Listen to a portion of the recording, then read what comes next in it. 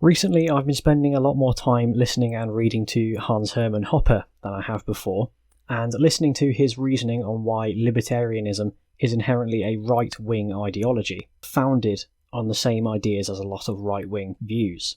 And I've come to realise the man has got some very, very, very good points. We have far more in common with anyone on the right than we do with anyone on the left. And it got me wondering, why does the dissident right hate us so much?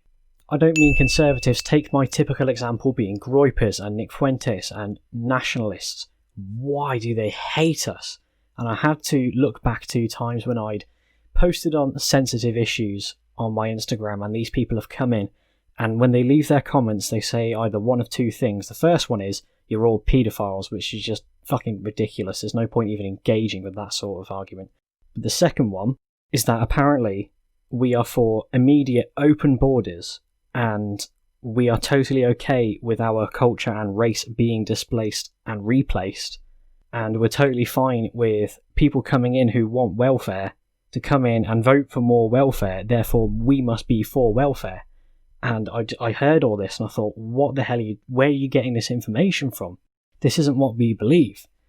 However, recently I've been paying a lot more attention to the American Libertarian Party, as they've been leading up to their nomination for a presidential candidate, and Jo Jorgensen won it. As soon as she did, she started handing out some very heavy red pills on Twitter, saying that she was going to abolish the ATF, which immediately wins over gun rights voters for you, and saying that she's going to end the drug war and release all non-violent offenders, so that easily gets you votes for the civil liberty crowd.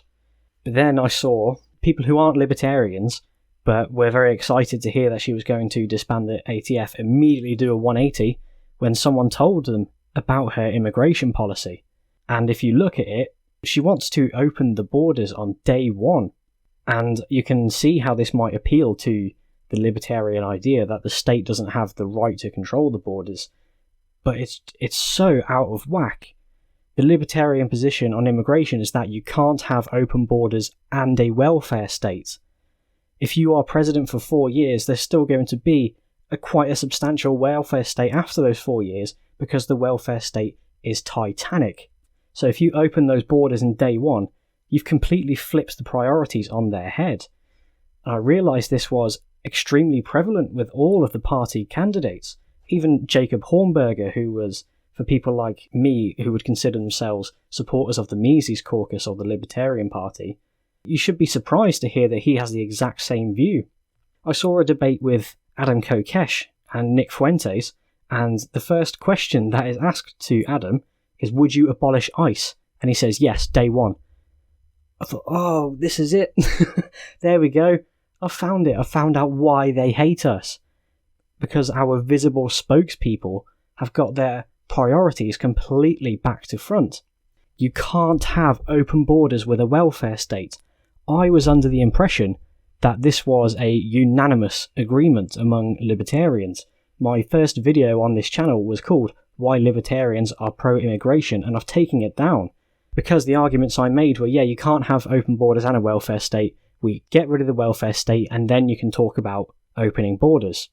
Or privatising borders is the best way to put it. Not opening, privatising. And I had to take it down in light of this realisation, because holy shit, we need to get some things squared away first. You are putting the cart before the horse when you want to open borders before you completely get rid of the welfare state.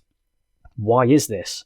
Well, when you have a massive welfare state, it stands to reason that most of the people trying to immigrate there are immigrating to the welfare state. It attracts bad faith actors. It's almost true for people to say that a country won't be sending their best because you aren't attracting the best. You don't attract the best with a welfare state. You do attract the worst. You don't attract people who want to build a life for themselves, contribute to the community, and give back to the community. Add to the wealth of the domestic population. No, when you have a welfare state, you incentivize people coming there to take from it, not to give. What would these people do? If you open the borders on day one while a welfare state still exists, you literally get a flood of people. And when they're in, the Democratic Party comes along and says, hey, if you've come here, vote for us and we'll give you more welfare. So these people have come for welfare at your good grace, and then the other party says, vote for us, we'll give you more. There we go, you've just given the next presidential election to the Democrats. They're going to do away with all of your ends of corporate welfare, any measures you put in place to prevent gun rights abuses, any limitations or even dismantling of the Fed. They'll undo it all.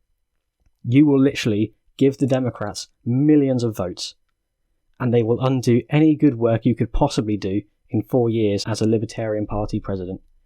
Now let's remember, while a state exists, if a state exists and you are a libertarian, you must push that state in a direction where it protects property rights. You must get it to the point where that is all it does. If you let in a bunch of people who want more welfare, well, they're not going to care about your property rights. Welfare itself is an extraction of property rights. If you can move somewhere, be given all sorts of free means, like free travel, free housing, free healthcare, that's at the expense of your property.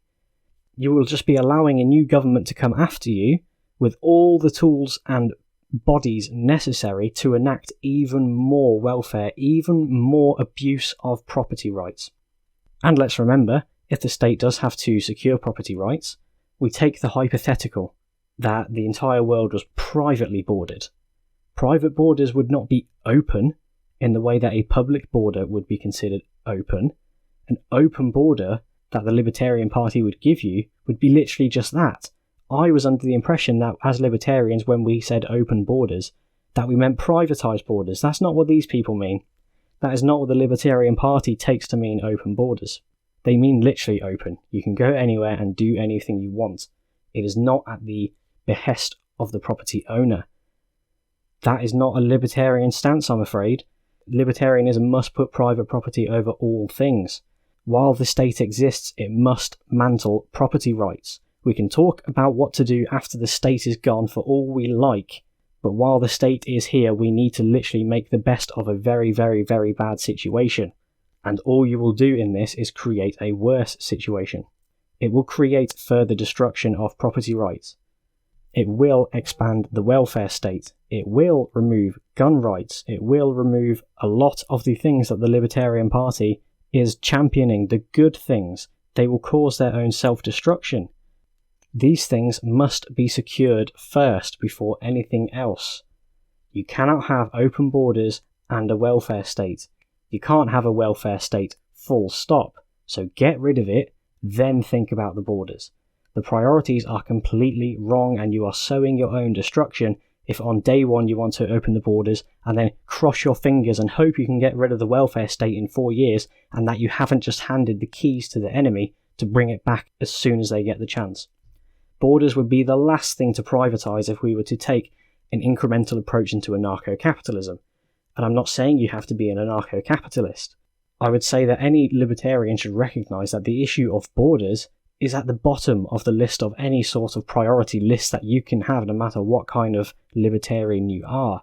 We have so many, many bigger issues that have to be completely gotten rid of before the question can be entertained. You are putting the cart before the horse. How can you do that and not expect a massive, catastrophic collision? So I say to the dissident right, I'm sorry that this is the message that you've been greeted with.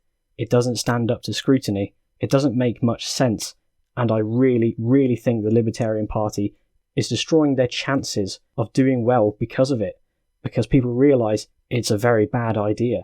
Not only are they destroying their chances, but if they got in, they would unbelievably destroy their chances next time around. They would literally be giving the party of welfare just all the votes it possibly needs to take total control and dismantle any good that could possibly be done. If you open the borders on day one, expect in 4 years' time borderline socialism, because that is what the Democrats will do if they have the majority that they need. Don't bloody give it to them. Take it easy.